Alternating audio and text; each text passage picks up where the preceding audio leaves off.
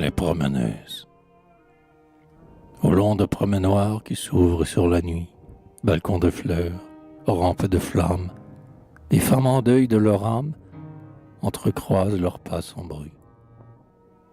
Au dehors, une atmosphère éclatante et chimique étend ses effluves sur l'or, myriadaire d'un décor panoramique. Des clous de gaz pointent des diamants autour de coupoles illuminées. Des colonnes passionnées tordent de la douleur au firmament. Sur les places, des buissons de flambeaux versent du soufre ou du mercure. Tel coin de monument qui se mire dans l'eau semble un torse qui bouge en une armure.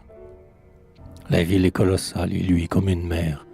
Lointainement, de vagues électriques et ces mille chemins de bars et de boutiques aboutissent soudain au promenoir d'éclairs, où ces femmes, opales et nacres, satin nocturne et cheveux roux, avec en main des fleurs de macre, à longs pas clairs, foulent des tapis mous. Ce sont de très lentes marcheuses solennelles qui se croisent sous les minuits inquiétants et se savent, depuis quel temps, douloureuses et mutuelles. Un soudain reflet d'incendie éclaire au même instant deux mains qui se serrent, deux mains mates, deux mains où le crime sur des bagnes raidis. Sous les crêpes d'un très grand deuil, des yeux obstinés et hagards, dans un même destin ont rivé leurs regards, comme des clous dans un cercueil. Telle bouche vers telle autre s'en est allée, comme deux fleurs se rencontrent sur l'eau. Tel front semble un bandeau sur une pensée aveuglée.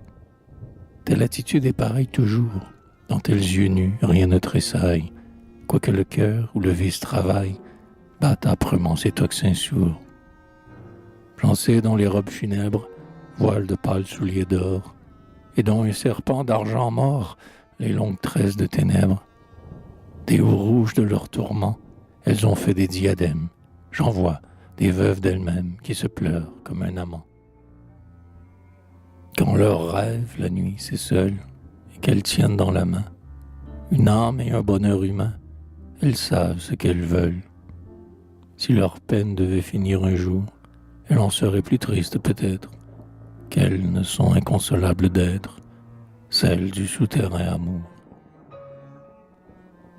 Au long de promenoirs qui dominent la nuit, de lentes femmes, en deuil immense de leur âme, entrecroisent leurs pas sans bruit.